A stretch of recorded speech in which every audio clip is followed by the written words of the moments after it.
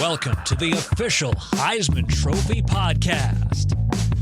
Hello, Chuck Conrad with a kickoff. Roy has a strong leg, end over end. Sanders takes it 1 yard deep to the end zone. Up the middle, 5, 10, 15, 20, 25, 30, 35. He's at the 40, he's at 45, 50, 45, 40, 35, 30, 25, 20, 50, 10, 5, touchdown. He did good. Just like last year, a same start. And the winner is... Here's your host, Chris Houston. Welcome back to another episode of the official Heisman Trophy podcast. We have a great show for you this week. Some weeks in podcasting, it just all comes together, and this is one of those weeks. Kicking off the show, we'll have Tyler Warren of Penn State, tight end extraordinaire, one of the most versatile players in the country in a year when versatility is highly valued. Did you see Tyler Warren against USC? It was pretty incredible. 17 catches. He was throwing it. He was running with it. He was even hiking it. So we'll get to him in a minute. And after Warren is The Athletic's Stuart Mandel, editor-in-chief of their college football coverage. Like Ralph Russo last week, a friend of the pod, and we had a great discussion. And then to close things out, perhaps the best athlete ever to appear on the Heisman Trophy podcast. And that's a pretty esteemed group because that includes people like Tim Brown and Barry Sanders and so on. I'm talking world-famous elite ballerina Misty Copeland, who was the 2024 Heisman Humanitarian Award winner. We got a chance to visit with her and learn about the tremendous work she and her foundation are doing. So that's our lineup for this week. We hope you enjoy it, and we'll see you on the other side of this break with Penn State tight end Tyler Warren. We're celebrating 90 years of Heisman excellence at the new Heisman Legends Brunch on December 15th, the day after the Heisman ceremony. Join the Heisman Trophy family at this historic gathering as we celebrate 9 decades of Heisman history while featuring an extraordinary lineup of Heisman winners from the 1960s to today.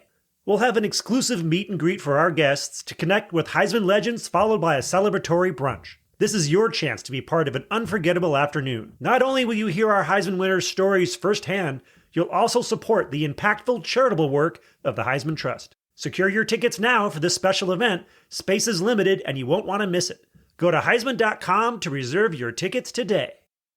This is Steve Spurrier, 1966 Heisman Trophy winner, and you're listening to the official Heisman podcast. Well, if you cover college football for a living, you probably noticed more emails in your inbox from Penn State this week than usual.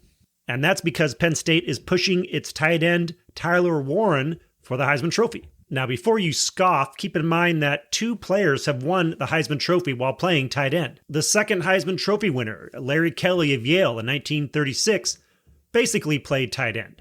Same goes with 1949 Heisman Trophy winner Leon Hart of Notre Dame. Now, there is one minor detail. Both of those players also played defense, so they were tight ends and defensive ends. Now, in the modern era, no tight ends have really factored in the Heisman race except for one. Ken McAfee of Notre Dame finished 3rd in 1977, the year that Earl Campbell won the Heisman for Texas. But in the era of Heisman finalists that spans from 1982 onward, no tight end has ever made it to New York, although that could change this year. You never know. It very well could be. Tyler Warren, Penn State tight end, thanks for coming on the official Heisman Trophy podcast. Yes, sir. Thank you for having me. Your school's now making a push on your behalf to get you to New York, complete with a video from Rob Gronkowski. What do you think of that effort and all the attention that it's bringing? Yeah, I mean, it's cool. It's cool to be in that conversation and to kind of, like I said, be in that conversation. But I think it's also a lot of help that you get from your teammates and stuff like that, and a lot of things that go into guys making plays, and especially on offense, there's 10 other guys that have to execute their job for one guy to kind of get open on a play and do stuff like that. So it's a cool thing, and I think a lot of credit goes to a lot of the guys around me as well. How did you guys manage to get Gronk on board for that whole process? I think that was something that one of the stations had done before, and they kind of used some of those clips in that. But yeah, that was kind of a different thing. They just worked into it. Got it. Okay. Well, since Heisman finalists began in 1982, no tight end has ever made it to New York for the ceremony. But did you know that there have been 2 tight ends to win the Heisman? There was Larry Kelly in 1936 and Leon Hart in 1949, but they also played defensive end. Do you think you could play DN too, like those guys did? I don't know if I could play as good as the DNs we have here, but I'm sure I could line up and do my job, but probably not at the level that we do at Penn State. So it'd probably be a bad move on our part trying to put me out there instead of some of those guys. But Yeah. Well, versatility seems to be the theme of this college football season, and you have helped to epitomize it, catching the ball, running the ball, blocking, throwing the ball, punting the ball, even hiking the ball. You weren't doing all this stuff last year. When and how did this process begin to reshape the offense, to find ways to have you do all these things that tight ends don't typically do? Yeah, I think part of it was Coach K coming in, and that's kind of the way he is with his play calling is using guys and whatever they do best and whatever's going to help out that offense. And it's I did the Wildcat stuff a few years ago that I hadn't done in a little bit, but then he knew I could do that. So then just kind of building off that as we got more comfortable throughout the offense was kind of how it worked. But I just really enjoyed doing it because I feel like tight end is a position that does a little bit of everything, and we just kind of expanded on that a little bit. But it's been really fun, and I'm glad it's worked out for our offense. Yeah, how does that process work? As far as like, does he come to you and say, "Hey, I've got a new play where you're going to do this," or is it just unveiled to you in the week's playbook? How does that all work? Was it the whole conversation that what you're going to do is just kind of be all over the field? Yeah, I think mostly week to week it'll just kind of be they'll send out the installs and then there'll be the plays on there where different guys are doing different things. So, and I think a lot of it is, Coach Howell kind of trusts me, and I think he might push me for some things when they're looking for guys to do stuff because I've been with him for a while, so I feel like he trusts me, has a lot of trust in me. So that's kind of just how it works. You'll see the game plan that week, and then get prepared and learn everything you got to do that week. But it's been fun. Yeah, they line you up all over the field to great effect. But where's your favorite place to be when the ball is snapped? That's a good question. I don't know. I honestly don't know if I have I guess one where the play works out and we get an explosive player score a touchdown. So I don't know if it's a specific position, but whatever's gonna work out that week is kind of been my favorite thing, and doing different things to kind of open up the offense has been great. If you weren't playing tight end, what position do you think you would be best at? Well, I played quarterback in high school, so I'd like to say that, but I don't know if I still have it like I used to. But yeah, I guess maybe quarterback if I had a few weeks to get back in the quarterback mode and train like that. Sometimes when you do a lot of things, you kind of spread yourself thin and aren't necessarily able to do one thing really well. You're good in so many areas, but what's an area you think you can get better at? I'd say kind of going back to the fundamentals. I think when you do a lot of different things, it's harder to focus on little things and be so detailed with it. So I think that's something that I've been still trying to focus on, but always can do better at, and making sure I'm still doing the little things right and run game, pass game, stuff like that. I've been watching college football for a long time, and I've never seen a tight end dominate a game quite like you did in the Coliseum against USC. Tied a college record for a tight end with 17 catches. And of course, there was the famous trick play where you snapped the ball and then went out to catch the touchdown pass. Tell me about the origins of that play, what you thought when you learned about it, and how many times did you practice that before running it? I mean, yeah, so they put it in, or the first time I saw it put it in, I was like, we all just kind of looked around like, this is what we're doing. But yeah, after that, it was kind of every week we practiced it a few times, and then going into that week, he told us, he was like, it's coming out this week. We're going to want to call this. So we practiced it a few more times that week, obviously. And then actually when we ran the play, I was supposed to run like a corner to the front pylon, but one of their safeties just kind of fell down in that area. So I ended up just keeping it up the middle of the field. And then Drew was on the same page with me and gave me a chance. But it was really cool to be able to run that play and it work out like that after all the practice we've done and just having it in the playbook for so long. Is it like when you learn that the play's actually called, is it pretty exciting to line up and just, is there an extra jolt of energy compared to like other plays that aren't as special? Yeah, I think there is a little bit of that, but also it's in the heat of the moment and just, kind of having your training in your back pocket and you've done it a million times. So just lining up and doing it like it's another play is, I think, something that we've done a really good job of this year with all the different stuff we do. So that was kind of cool to, no one really did blink an eye or change how they were feeling. They just ran the play like it was any other play, and it worked out. You were a quarterback in high school at Atlee High in Mechanicsville, Virginia. You also played basketball and baseball, but the projection was that you would become a tight end during the recruiting process. What was your recruiting process like, and what schools were you considering? So it started off as pretty much all quarterback. I was committed to Virginia Tech to play quarterback my sophomore year. And then kind of junior and senior year, some basketball. I sent out some basketball film, and then some tight end offers started coming in and stuff like that. And it was something I was interested in. I was never like set on I had to play quarterback. I'd only started really playing real quarterback in high school. But yeah, and then obviously Penn State in general is just a great place to go to school and play football, and then to play tight end at Penn State is kind of a whole nother level and something I really took a lot of honor in and be able to do that. So that's been really fun, and I'm glad I made this decision. And I think it was the right transition. I think I probably would have been a better tight end than a quarterback at this level. So it's been good.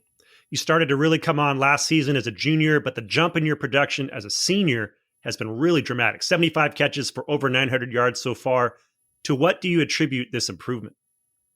I think a lot of it is the tight ends I was around. Kind of as I grew up here, there's been a lot of great guys who've all played in the NFL now and are in the NFL. So learning from them was really great. And then I think just my teammates trusted me and the coaches trusted me to get me the ball and trust me to have the ball in the offense is something I've built as I've gone out through my career. So it's been really fun and to be able to represent my teammates here and kind of help out the offense how I have this year has been what I really appreciate about it, and knowing that it's helping the guys around me as well. Yeah. Does your versatility give you an advantage in that it makes your role on a given play more unpredictable, which might make it harder for the defense to account for you?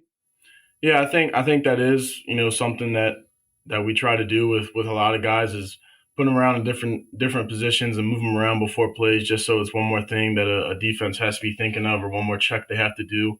It's kind of our advantage and keeping it simple for us, but making it look like there's a lot going on to try and get them to be thinking a little bit more before the plays. It's kind of what we try and do as an offense. Yeah, looking ahead to the next level, do you think that you'll be used in the same way, or do you think it'll be kind of revert back to a more traditional tight end role? I'm not sure. When that time comes, that'll be I'll figure that out. But it's been I've enjoyed doing it here, and whatever that might look like, it will look like, and I'll do the best I can at that job. And that's kind of how I approach everything that we do, kind of in the sport, just doing my job and doing it the best I can. What about off the field? Would you say you're a predictable guy, or do you like to keep people on their toes? I'm pretty predictable. Don't do too much. I'm probably either golfing, fishing, or just hanging out with my friends, just sitting around talking, stuff like that. So nothing too crazy, just like to hang out and chill if I'm not, doing something football related. The Nittany Lions are coming off a hard-fought win over Minnesota on the road. You got Maryland coming up on Saturday at home. What's the mood like with the team right now? What are the coaches telling you as you prepare for your final home game of the year? Yeah, I think, obviously this senior night, so knowing that and making sure you're enjoying the moments with your teammates will be important, but also we still have a lot on our plates in front of us and stuff to accomplish, so taking it one game at a time and understanding this game's as important as any game we played this season, so having a great week of preparation will be huge for us and, just keep trusting our process as we keep going. You're now in your fifth year in Happy Valley. What will you remember the most about your college experience? Yeah, I think, playing in Beaver Stadium and all that is something you'll remember forever. But I think something I'll hold, closest to me is just the relationships I built with my teammates and kind of the memories we've had off the field. And these are guys that I'll stay in touch with for the rest of my life. So it's been really awesome to come to a place like this and make such great friends and, playing a sport we all love.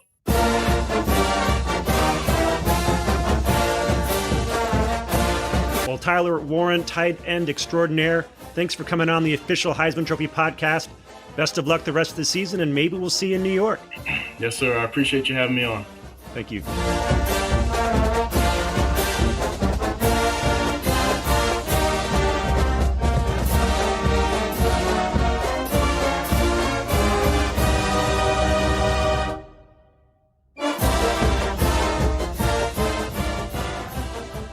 The Heisman is handed out every December, but the history of the trophy lives year-round at Heisman.com. Home to the most iconic trophy in sports, Heisman.com tells the stories of all 88 of our winners and features news, bios, and statistics on all your favorite Heisman heroes. Heisman.com also highlights our Heisman humanitarians, the many charities supported by the Heisman Trust, and so much more. Make Heisman.com your first stop for all things Heisman.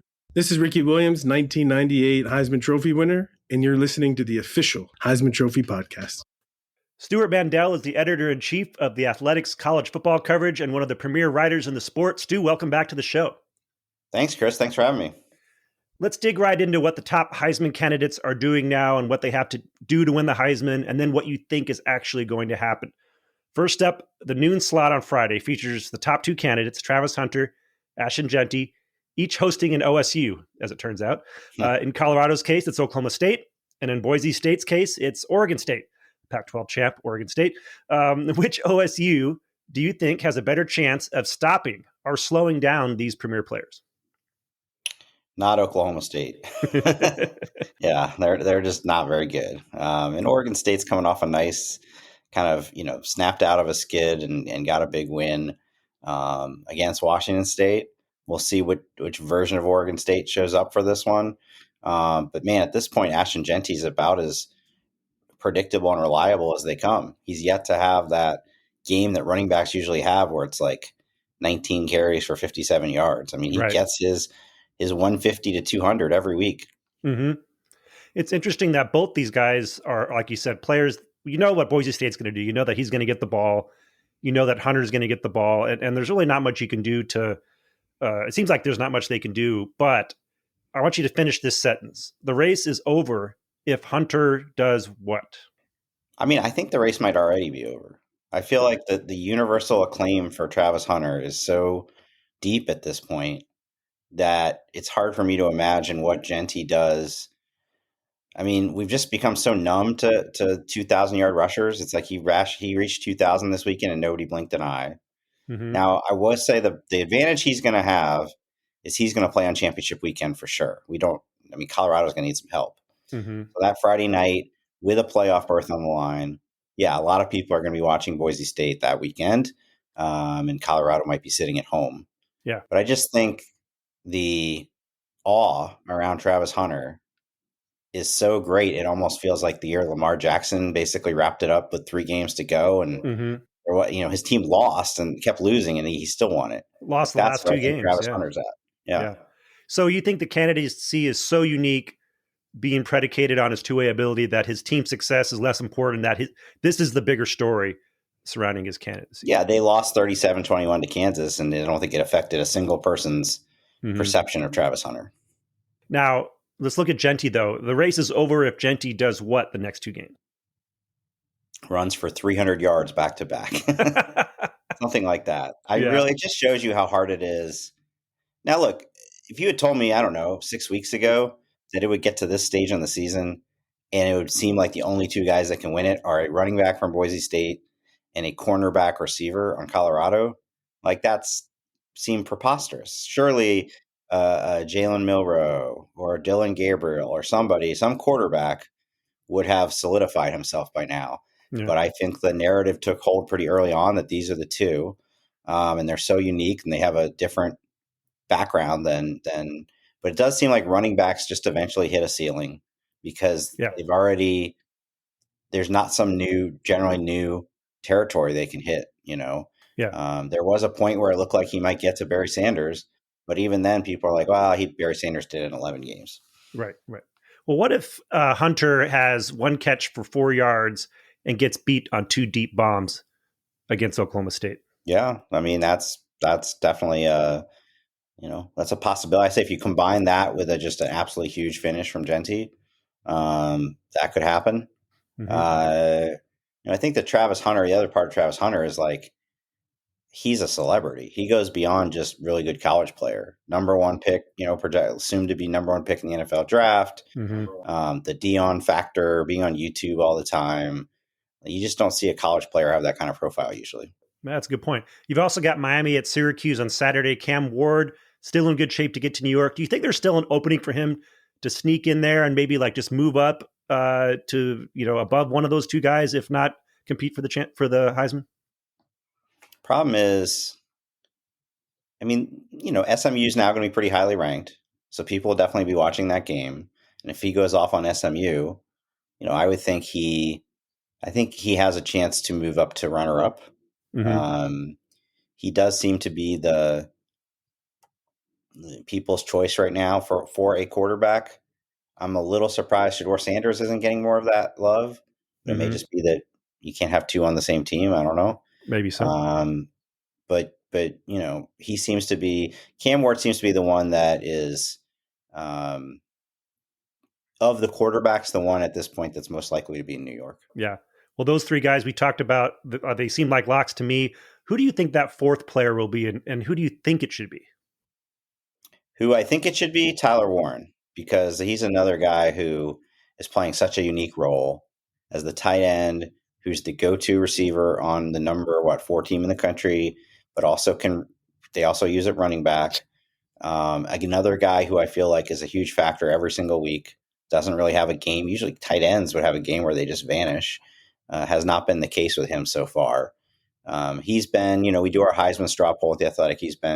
I've been pretty consistent the last several weeks of having Hunter, Genty, Warren. I do wonder if, it's been a little puzzling to me why Dylan Gabriel hasn't gotten more love. He is the star quarterback of the number 1 team in the country. He had a fantastic game against Ohio State. I think maybe people just view Oregon as more than just the quarterback, a very well-rounded team. But if it's an Ohio State-Oregon rematch and he goes off on Ohio State again on the last night of the season, I would think he's at least going to be New York. Very well, it could be. I'm going to touch upon that whole topic a little later on. But for now, I want to turn your attention to the playoff race. Mainly, I'm curious how you think fan bases have adjusted to thinking about the expanded field. Is there more or less engagement on the question of who should and shouldn't get in versus how it was with the 14 playoff and how it was with the BCS? There's definitely more engagement in the sport as a whole. We're seeing games nationally that nobody would have cared about. I mean, the fact that the shocker to me was that Georgia already had 2 losses at that point. Tennessee's ranked 7th, not, 2nd. 10 million people watched that game. That's because that game had, elimination stakes for those teams in a 12-team playoff. I feel like this is the week where we started to get more into who should or shouldn't make it because of the Indiana story. It's just hard when there's so much that can happen still that would impact. It's not even really clear who is the last couple spots going to come down to. Yeah. So, in basketball, you kind of know, I don't know, for a month leading into it, these are the bubble teams and start debating their resumes. I mean, it might be that it comes down to, going to last week, I thought it's going to come down to Tennessee, Ole Miss, Indiana, and then Ole Miss plays their way out, right? So you just don't know from week to week who's still going to be in the mix. Yeah. I asked this of your colleague, Ralph Russo, last week, which the question I asked was, do you like how they come out with the playoff rankings every week? Because, to me, showing something that's probably going to look nothing like the end result early on, it's obviously intended to create discussion, all the way through. But what if they saved it up for one big reveal at the end, like the way they do with March Madness, where you kind of have this big, huge, selection Sunday or whatever it is? Do you like how it is now, or do you think it'd be better doing it that way? I think from a pure integrity standpoint, they shouldn't be doing these rankings. Now, I think it would be very jarring if you didn't have any, and then it comes out on the last day and it's completely different than the AP poll. I think you at least need to do a check-in, maybe a month beforehand. It's not going to happen. It's a TV show. Sure. ESPN's paying a ton of money to show the playoff. And built into that is you're going to have a weekly Tuesday ranking show. At the night that the first one was on the election night, and people are like, I can't believe they're doing it on election night. That's crazy. Yeah. It's well, ESPN isn't showing the election. This is what they have. So, they want their content. That's what it is. It's content. But I do think what it does is boxes them in sometimes, where they've had a team ranked X, so it would be too. Let's say Texas loses to A&M after they've had them number 3 this whole time. I don't think they're going to drop 9 spots. Right. Off, a road, let's say last second field goal road loss, right? But if you were just literally going into a room at the end and doing it from scratch, you might look at Texas and say, this isn't much of a resume. What has this team really done to justify being in the playoff? So their past decisions box them into their future decisions. Right. Do you think, once it's all said and done, once the 12-team playoff is set, do you think the team that performed best in the entire season will have the best chance of winning, or will it be the team that is playing the best right now? There's factor number 3, which is your draw. And I don't know that we're going to see how this plays out, but I looked at the one that I did yesterday, and I realized that I would rather be, because I have Ohio State winning the Big Ten title, so they become the 1 seed, Oregon becomes the 5 seed, and I was like, I think I'd rather have Oregon's draw. Yeah, you got to play the first round, but you're playing probably either the Group of 5 team or the Big 12 champ, and if you win that, you're going to play the other one of those, whoever gets the 4 seed. Of course, Ohio State, yeah, they're going to get the first week off. They're going to play an 8-9 winner, who in mine is Texas versus Tennessee. Could be, some other, could be Georgia if Georgia loses the SEC championship. Because we're forcing the fourth conference champ to get an automatic bid, and even though if they're ranked, Arizona State's not even ranked anywhere near the top 12 right now, and they might get the 4 seed. It's going to make, I think people are going to be annoyed.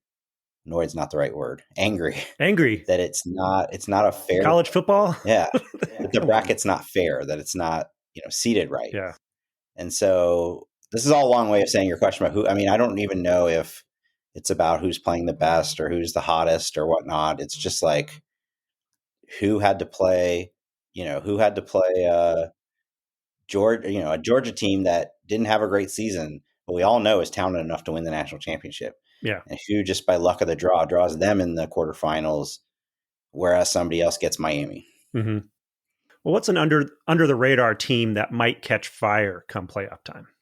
Well, what I'll say is a lot of people made up their mind about Notre Dame when they lost to NIU.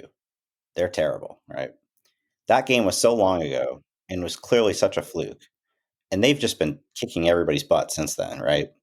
And I expect they'll do that to USC. And then because they can't get an automatic bid, they'll be like the 7 seed. I wouldn't want to play them. I think they're better than that. That would be weird if Notre Dame, the perennial traditional power, won the first 12-team playoff for sure. Zooming out to some big picture stuff, I've been thinking about the status of the game as it stands right now. I know the popularity of the sport's gone up, but it seems to me like this year, at least, the quality of the product on the field has gone down a bit, at least among the elite programs. For instance, scoring and total offense are down. I don't see any truly elite offenses out there like we saw prior to the portal era. Quarterback numbers are down a bit. You talked about Dylan Gabriel. One reason everyone always says Heisman goes to top player on the top team. Well, his numbers aren't like how they've been, recent Heisman winners. They usually get 40 touchdown passes these days. The two teams that everyone says has the most talent, Oregon, Ohio State, they just don't seem as dominant as the teams that won titles before this whole thing started, like those Georgia teams that went back to back, those great Alabama teams. And part of that is because those teams were grown together, right? And they had time to develop. This question seems to me to be symbolized a bit by the Heisman race. We have two excellent players from non-blue blood teams taking center stage. Are we just witnessing more parity out there and have the defenses caught up to the offenses? And maybe the offenses need more time to gel because every year there's new players and offenses take time to get guys acclimated to systems and learn the systems. And it just seems like things are a little more clunky than we've been used to, especially on the opposite side of the ball. Do you see that? There's definitely more parity, and we're seeing that every week. And to that, I credit NIL and the portal and the ability for an Indiana to make themselves relevant overnight. But I think what you're describing in terms of like offensive numbers being down is specifically it being a down year for quarterbacks, which is not surprising when you look at the quarterbacks that left after last season. Bo Nix is starting for the Denver Broncos. Caleb Williams starting for the Chicago Bears. J.J. McCarthy was a first-round pick. Obviously, he got hurt before his rookie season. It's just like Jaden Daniels has been the star of the end. Like right. That was a particularly special class of quarterbacks last year, and a lot of them were guys who could have turned pro the year before. Right, NIL helped keep them in school for another year. So I just think it's kind of a bridge year at the quarterback position.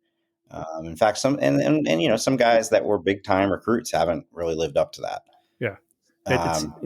You could have next year, you could have the next Jaden Daniels and all those offensive numbers go back up. Like, I just think we got spoiled. It seemed like every single year somebody would break the pass efficiency record that was set the year before or the completion percentage record. And, the reality is like Joe Burrow is a unicorn. We've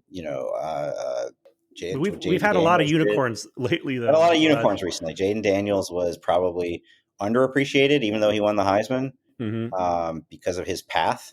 Actually, I would say him, Bo Nix, and Penix were underappreciated because they were all guys who earlier in their career wouldn't even have been on the radar. And they Right. just transferred and they got better.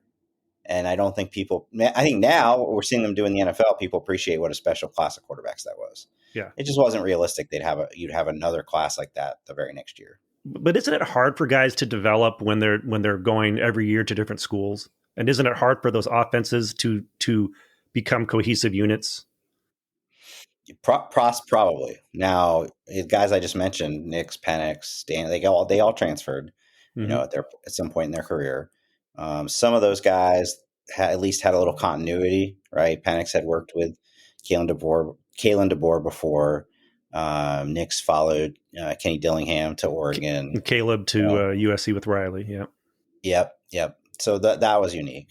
But yeah, I mean, you look at some of these teams. I mean, Florida State right now this year is the living example of you can't just, it's not on a chessboard.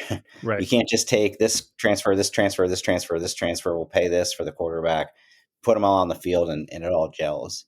Mm-hmm. And then Indiana is a great example of he basically pieced that. He took some guys with him from James Madison, but also a lot of guys that weren't, and pieced it together and have something really special there. You're as plugged in as anybody. You talk to coaches and administrators and presidents. What's the next big thing coming down the pike for college football? Are we going to stabilize the situation, or are things going to settle down into a more kind of, everything kind of evening out as far as everyone having the same opportunities? The house settlement, the revenue sharing is obviously the number one topic on everyone's minds right now. It will go into effect by next football season, probably, unless the judge kind of slows it down. And everybody's gonna have to figure out how that works and how you allocate the money, and that's going to be a big adjustment. I think a lot of these school administrators have this naivety that, okay, we'll do that, and then that'll make everything fine. Yeah. We won't. No, I mean, Michigan just got a quarterback because a billionaire, his wife went to Michigan, right? Yeah. Like, you think that's going away? You think like, oh, you guys you got this revenue sharing thing now. It's all under control. Yeah. That's not going away. So I don't think, I think the thing that's settling down for now is realignment, just because these TV contracts are locked in for a while. You probably won't have another big shakeup for a while, but it'll come at some point. Yeah.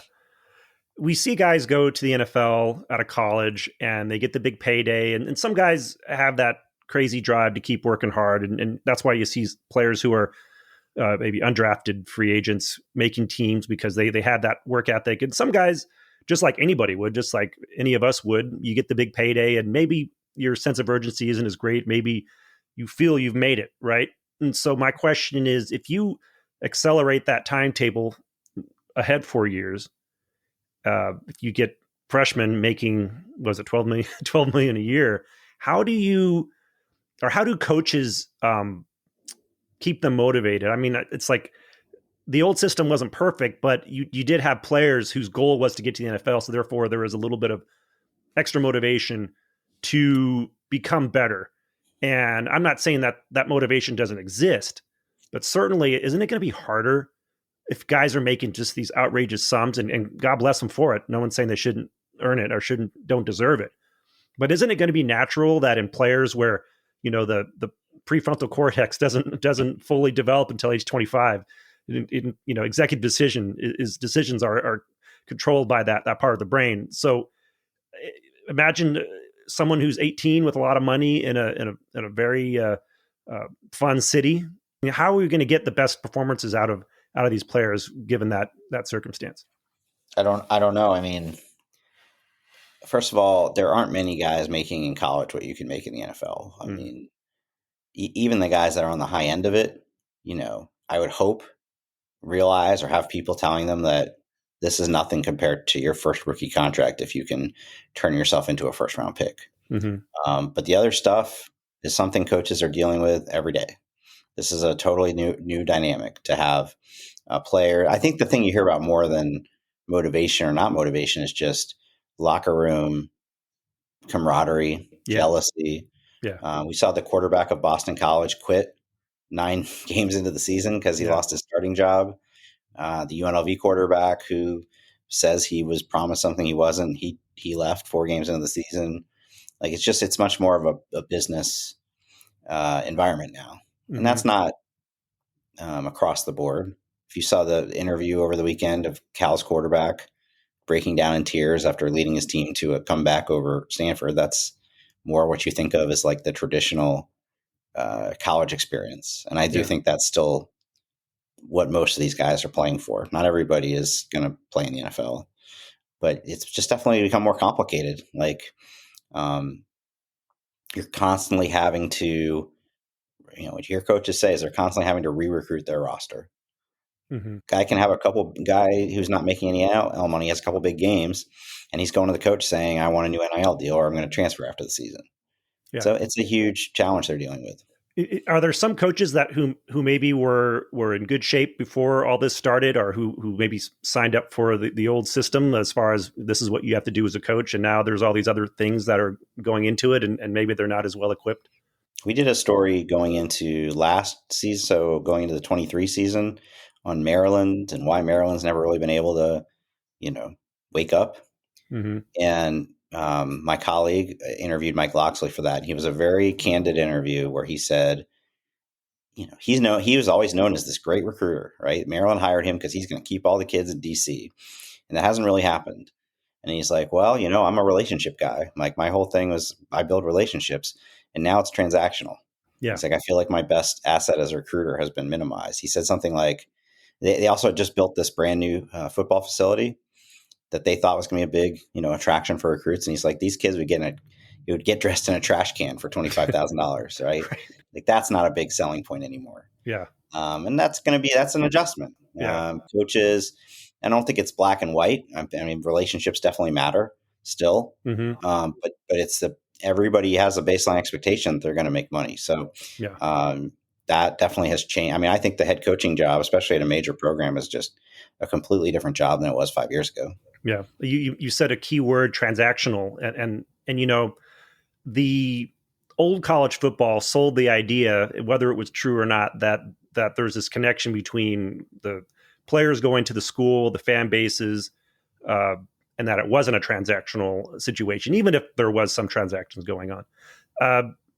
Long term, can the sport, even if the sport is like creating a lot of heat from things like big matchups and playoffs and all the things that they're doing now, kind of like almost like a corporatization of the sport, that connection that fans have with the teams and the programs, and maybe do fans realize that some of these players are coming to their school for like a semester and will never set foot on their campus again in some cases? Is that sustainable over the long term? I think college football is becoming the living embodiment of the old Jerry Seinfeld joke about sports teams that you're rooting for laundry. Like his bit was, he's a huge baseball fan, huge Mets fan. And one day you're rooting for this guy, and then he gets traded, and now he comes back to town and you're booing him. And all he did was change uniforms. So I think I worry about that more for college basketball. I mean, I think you've seen an erosion of interest in college basketball because, I turn on that Champions Classic to find out who's playing for Duke this year. It's a completely different team every single year.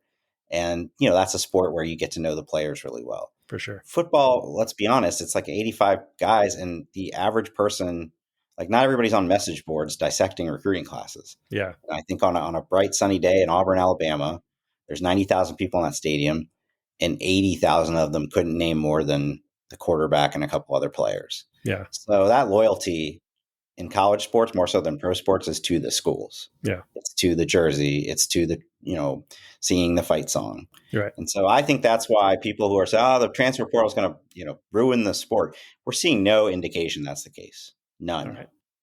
If anything's going to ruin the sport, it's realignment. Right. It's saying, hey, you guys, Oregon fans, you've been used to playing, all these West Coast schools your whole life. Now you got to play Purdue in Illinois, and just assuming they'll be okay with that. That's a much bigger problem to me than the players changing schools as quickly. Stu Mandel, thanks for coming on the official Heisman Trophy podcast. For those of you out there, check out The Athletic. Great coverage of college football and a bunch of other sports. And Stu's the best there is. Stu, thanks again. Thanks, Chris.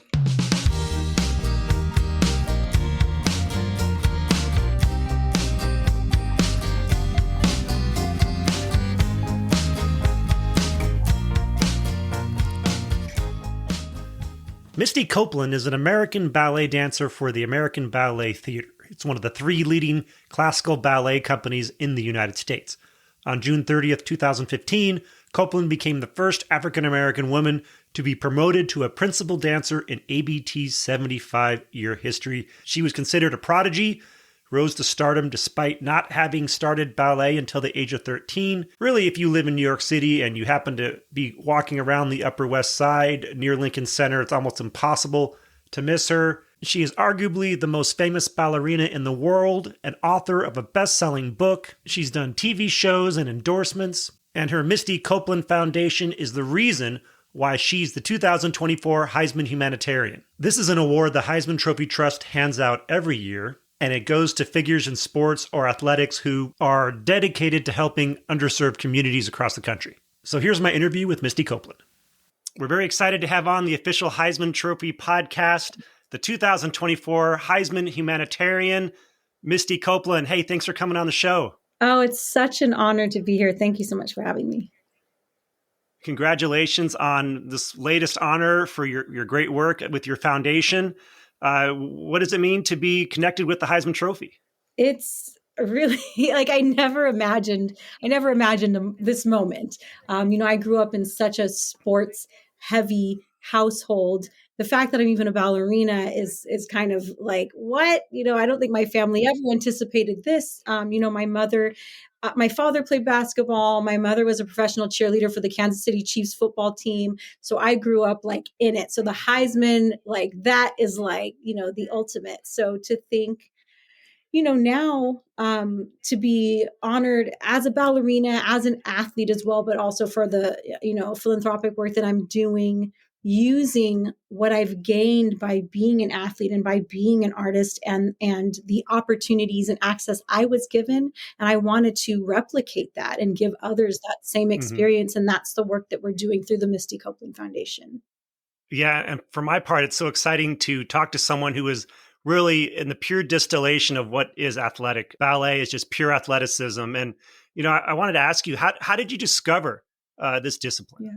Well, it's very nice to hear you say that because, throughout my career, and I think things have changed, over the last decade maybe, but throughout my career, it's been, it's hard to be given the same, to be recognized as an athlete and be given kind of the same respect that professional athletes get. And it's extremely grueling and physical, just like any sport. I would say even more so, there's no time taken off. We don't at all get paid what professional athletes get paid. And then there's the artistry on top of it. I think why people have that idea of what a ballerina is or a dancer is because we're meant to make it look effortless and that's the artistry on top. So,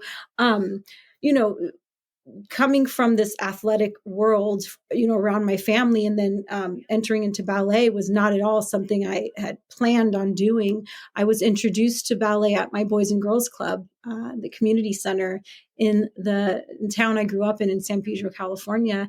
And there was a local ballet teacher that was looking for diverse students to bring into her school on scholarship. And I happened to be one of those students. And I was on a basketball court in my gym clothes, and that's where I took my first ballet class. And she said from the moment she placed her hand on my toes, she knew I was a prodigy and that I had a bright future. And I ended up training for 4 years, living with her for 3 of those years, with her and her family. And within 4 years, I was in New York City dancing professionally at the age of 17. That's an amazing story. And for those of you out there who aren't familiar with ballet, I think all you need to know is that some of the great football players have studied ballet. Lynn Swann, the most famously, was a ballet dancer, and you could see that translate over with the precision and the balance and the pure explosion, athleticism. Once you became a ballet dancer, what was your path to the American Ballet Theater? So I started my training, and within, I guess, maybe a year and a half was when I auditioned for my first competition. It's a big arts competition in Southern California. It's called the Los Angeles Music Center Spotlight Awards. And I ended up winning that competition with only a year and a half of training. I was 15, I think 15 years old. And that was the first time that the professional ballet world saw me. The judges that were on the panel were from San Francisco Ballet and the Joffrey Ballet and American Ballet Theater. And I was offered scholarships to train with all of those schools. And I ended up going to San Francisco Ballet for my first summer away. The following year, I went to American Ballet Theater, where I was offered a contract at 16 and ended up turning it down. My mother thought I was way too young and had very little experience. And the following year, I then joined the company. So, it's very rare to join a professional company in ballet with so little training. Typically you would train for maybe 10 to 15 years before you go on to become a professional. So I had a lot of learning to do, though I got to, this incredible company, but I still was not where I felt I should be. Right. Well, as the first African-American female principal dancer at the ABT, what did that mean to you, that milestone? How do you see it potentially impacting future generations of ballet dancers? Yeah, I've been the only in most environments that I'm in. Coming into a professional atmosphere, I still, being so new to the field, I still wasn't really aware of how big this gap was in the lack of diversity. When I came to ABT, I was the only Black woman in the company for the first decade of my career. And it was really difficult. I experienced a lot of adversity and racism. And, it took me 15 years to be promoted, which is also a very long time. I was 32 years old. And as an athlete, that's very old, especially for a woman. And being Black, it added even more responsibility. And so, if anything, it fueled me more. I love a challenge. I think most athletes do. That kind of fires us up.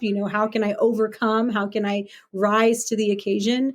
And, it's been so important for me to have mentors in my life that have been there to support me, because I know that what I've done on the stage and what I'm doing off the stage is so much bigger than me. And in the end, to me, it's not even about ballet. It's how do I use this tool, this vehicle of ballet, to give people hope, to give them an escape, to give them an understanding of what it is to be a part of something bigger than yourself, a community. And that's what the importance of arts and arts education is. And that's why I've, started the foundation.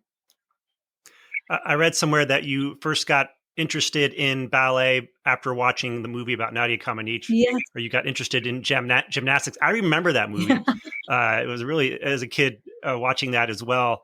And, gymnastics is kind of adjacent athletically to ballet.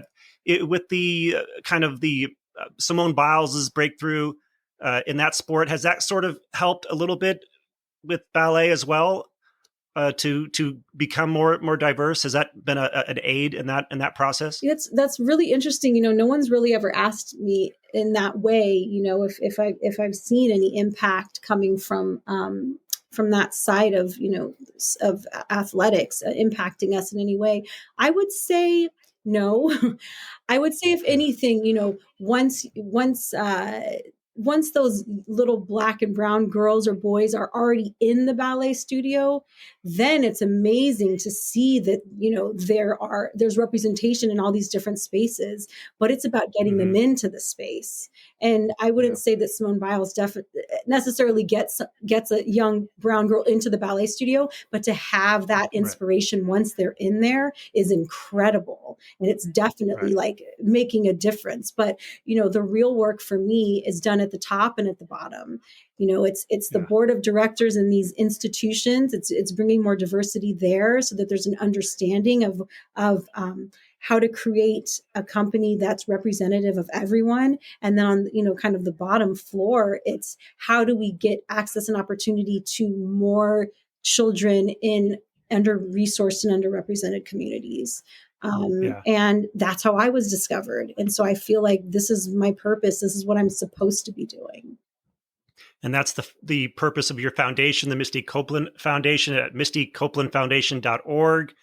Was there something specific that inspired you to start that foundation or gave you an idea that you could make a big difference?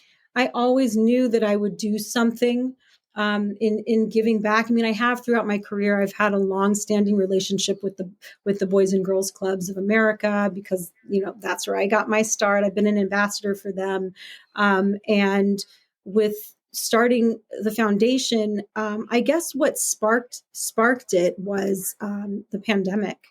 And recognizing the importance of the arts and the absolute need for it, especially in that time, the need for young people to move their bodies and connect with people again. And so it was during the pandemic. It's been 3 years now that the foundation has been up and running, 2 years since we started our signature program, Be Bold.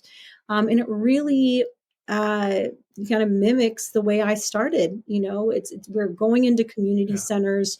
We're meeting these children where they are. We're not taking them out of their communities and bringing them into places where they don't see themselves represented. They don't feel comfortable. Not that that's everyone's experience, but we really want them to feel that this is for them. We've created our own curriculum. Right. It's a free after-school ballet class. There's live musicians. It's made for students to exist in these communities. And that's specifically is that the Be Bold program that you're just describing right now at the end? That's the Be Bold program. And Be Bold stands for Ballet Explorations. Ballet offers leadership development. And so, as I said before, it's bigger than ballet. Ballet is a vehicle to an entry point to get these young people to be exposed to a discipline, to an art form, to become future leaders. And, I'm so proud that in just 2 years, we're already reaching, 400 young people in 14 community sites in the Bronx and in Harlem here in New York. So it's primarily in the tri-state area there or the New York area? Yes, for now. We want to start, small and smart and steady and eventually take over the world one plie at a time. That's great.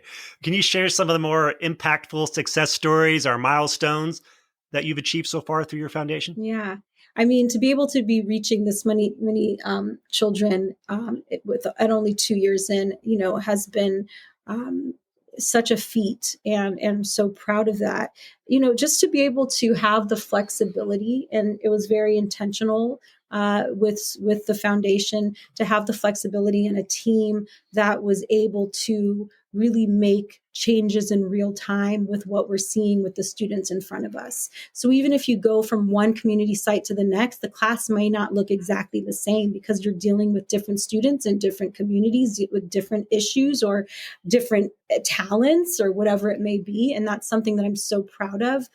We have one incredible teacher, Johari, who had a student who was experiencing some literacy issues, and to be able to say, what can we do? How can we use this tool of dance, to bring in literacy into what we're doing, and to see the impact of a lot of these children at home, to see the way that they carry themselves and a difference in the way that they're speaking and reading and writing in school has been, really exciting. Like, this is the purpose. It's not to necessarily create professional dancers.